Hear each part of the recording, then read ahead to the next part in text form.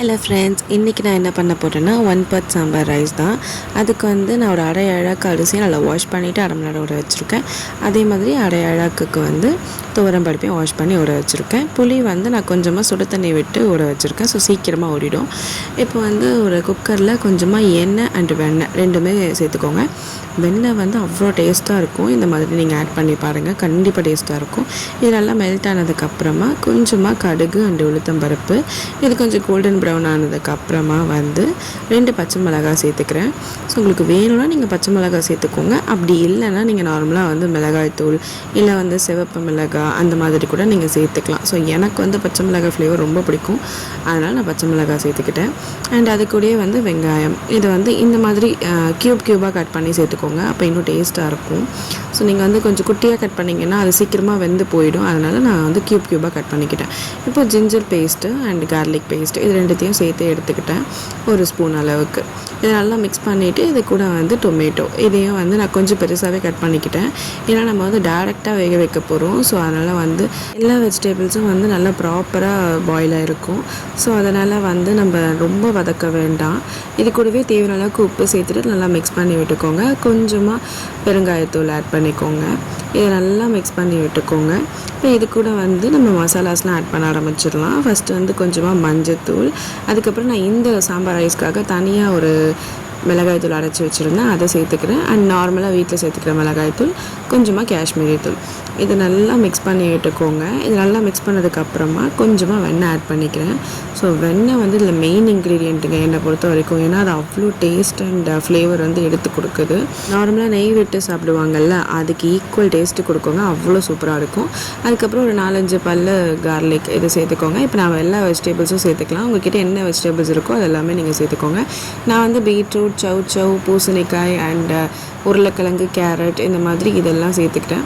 இதை நல்லா மிக்ஸ் பண்ணி விட்டுக்கோங்க. இது நல்லா மிக்ஸ் பண்ணதுக்கப்புறமா இப்போ வந்து தண்ணி ஆட் பண்ணிக்கலாம். நான் வந்து அரை அழாக்கு அரிசிக்கு 3 அழாக்கு தண்ணி எடுத்துக்கிறேன்.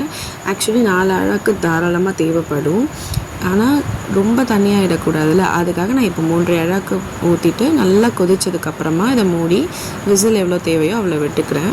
ஸோ இது நல்லா சாம்பார் சாதம்ன்றதுனால இது நல்லா வெந்து சாஃப்டாக இருக்கணும், அதுக்கேற்ற மாதிரி விசில் விட்டுக்கலாம். இப்போ பாருங்கள், இது நல்லா கொதிச்சிருச்சு. இந்த டைமில் நம்ம வந்து ஊற வச்ச அரிசியும் பருப்பையும் இதில் சேர்த்துக்கலாம்.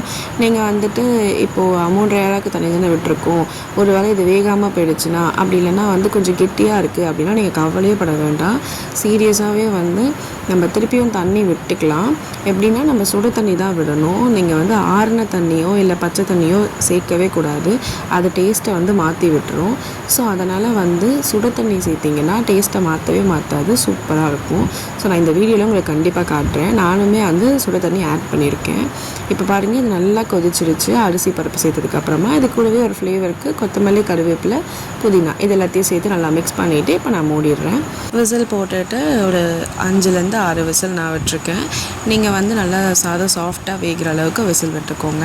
அப்படி ஒரு வேளை கொஞ்சம் வேகாத மாதிரி இருக்குது இல்லை கொஞ்சம் கெட்டியாக இருக்குது அப்படின்னா நான் ஆல்ரெடி சொன்ன மாதிரி சுடு தண்ணி தாங்க ஆட் பண்ணணும். இப்போ பார்த்தீங்கன்னா எனக்குமே கொஞ்சம் தண்ணி தேவைப்பட்டுச்சு. நானுமே வந்து சுடு தண்ணி தான் மிக்ஸ் பண்ணுறேன். நீங்கள் வந்து பார்க்குறதுக்கே எந்த சேஞ்சஸும் பெருசாக தெரியாது, டேஸ்ட்டுமே எந்த சேஞ்சஸும் சீரியஸாக தெரியலைங்க. நீங்கள் ட்ரை பண்ணி பாருங்கள் கண்டிப்பாக. இப்போ நான் வந்து கொஞ்சமாக சுடு தண்ணி ஆட் பண்ணி அதை மிக்ஸ் பண்ணிக்கிட்டேன்.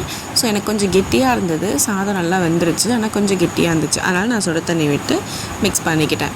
அந்த இதுக்கப்புறமா வந்து லைட்டாக தாளித்து கொட்டிக்கலாம், அது இன்னும் ஃப்ளேவர் சூப்பராக எடுத்து கொடுக்கும். நான் வந்து கடுகு, கருவேப்பிலை அண்டு குண்டு மிளகாய் இதை வந்து சேர்த்து தாளிச்சிக்கிட்டேன். நல்லா மிக்ஸ் பண்ணி விட்டுக்கோங்க. உங்களுக்கு வேணும்னா வந்து இந்த கடலை, அதாவது கருப்பு கடலை இல்லைனா வந்து வெள்ளைக்கடலை, வேர்க்கடலை அந்த மாதிரி நிறைய இருக்குல்ல, இதில் எது வேணால் நீங்கள் வேக வச்சு சேர்த்துக்கோங்க.